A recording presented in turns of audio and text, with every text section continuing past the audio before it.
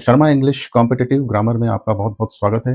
मैं आपको यहाँ पढ़ाने वाला हूँ इंग्लिश ग्रामर, जो आपके हर प्रकार के कॉम्पिटिटिव एग्ज़ाम में और इंग्लिश कन्वर्सेशन में भी अगर आप करना चाहें, तो शुद्ध कम्युनिकेशन कैसे किया जाए इंग्लिश में, उसमें भी आपको बहुत ही हेल्पफुल रहेगी। तो आइए चलिए शुरू करते हैं हम कॉम्पिटिटिव इंग्लिश ग्रामर। ये चैप्टर लिखे हैं जो हम आगे पढ़ने वाले हैं। हम वन बाय वन इन चैप्टरों को पढ़ेंगे। पहले चैप्टर में हम पढ़ेंगे नाउन के बारे में, फिर उसके बारे में pronoun, adjective, article, preposition, conjunction, adverbs, tenses और नॉन इन्फिनिटिव वर्ब्स और क्वेश्चन टैग के बारे में हम पढ़ेंगे। तो दोस्तों अब हम नाउन के बारे में पढ़ेंगे। नाउन के कितने प्रकार रहते हैं? नाउन के 2 प्रकार रहते हैं, एक proper noun, common noun. Common noun के भी अलग-अलग प्रकार रहते हैं, कॉन्क्रीट नाउन, कलेक्टिव नाउन, मास नाउन, एब्स्ट्रैक्ट नाउन और कंपाउंड नाउन्स। दोस्तों नाउन के बारे में मैं पूरी ग्रामर में आपको समझा दूँगा, जो आपको कॉम्पिटिटिव एग्ज़ाम में नाउन से रिलेटेड अगर कोई क्वेश्चन आता है, तो आप बहुत अच्छे तरीके से उसको सॉल्व कर सकते हैं।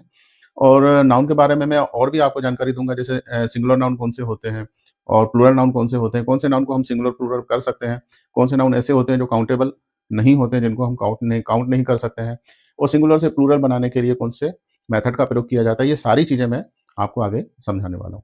थैंक्स। तो नाउन का सबसे पहला प्रकार प्रॉपर नाउन होता है। प्रॉपर नाउन वो नाउन होता है जो किसी व्यक्ति, वस्तु, स्थान या घटना के नाम को बताता है। व्यक्तियों के नाम कोई से भी नाम हो सकते हैं, राम, श्याम, टीना और नंदिका, गोविंद। वैसे ही वस्तुओं के नाम जैसे सैमसंग मोबाइल, वीडियोकॉन टीवी, ये सब वस्तुओं के नाम होते हैं। स्थान स्थान जैसे बॉम्बे, दिल्ली, कलकत्ता, तो शहरों के अंदर भी जो भी स्थान रहते हैं, उन सभी के नाम स्थान के नाम में आते हैं।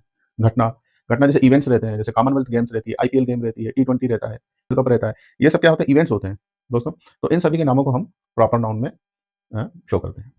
दोस्तों अब हम यहाँ पर नाउन्स का हम दूसरा प्रकार पढ़ेंगे, कॉमन नाउन। कॉमन नाउन्स वो नाउन होते हैं जो किसी व्यक्ति, वस्तु, स्थान के पर्टिकुलर एक व्यक्ति या स्थान के नाम को न दर्शा के वो उनकी पूरी जाति को दर्शाता है, तो उसे कॉमन नाउन कहा जाता है।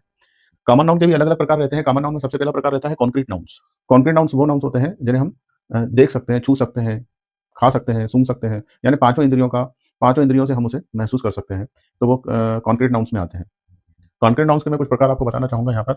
कॉन्क्रीट नाउन्स में आते हैं जैसे डॉग। डॉग, अब आप सोचते होंगे कि डॉग मतलब प्रॉपर नाउन में क्यों नहीं आ रहा है? दोस्तों डॉग एक पूरी प्रजाति को दर्शाता है। जैसे डॉग कोई भी हो सकता है, अगर मैं डॉग बोलूँ तो वो डॉग कोई भी हो सकता है।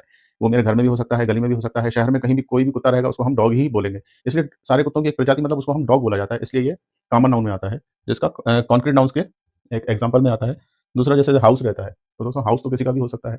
हम रास्ते से गुजरते हैं तो जितने भी मकान रहते हैं उन सबको हम हाउस ही बोलते हैं। तो किसी पर्टिकुलर एक व्यक्ति के घर को अगर नाम करके बोलें कि शर्मास हाउस, तो ऐसा नहीं, हाउस मैं बोल रहा हूँ तो हाउस क्या है कि ये पूरी प्रजाति को दर्शाता है।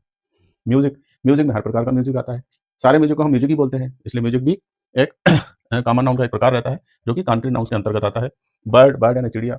बर्ड हम कोई सी भी उसमें किसी भी प्रजाति की जैसे बर्ड रहती है या चिड़िया रहती है, हम उसको बर्ड ही बोलते हैं। तो बर्ड एक कॉन्क्रीट नाउन्स का प्रकार है। चाइल्ड, चाइल्ड यानी बच्चा। हम किसी भी बच्चे को हम चाइल्ड ही बोलते हैं। जैसे हम जाएँगे रास्ते पे तो कोई भी बच्चा होगा हम उसको चाइल्ड ही बोलेंगे। पर्टिकुलर एक बच्चे को हम संबोधित करेंगे अगर नाम से, तो वो प्रॉपर नाउन हो जाता है।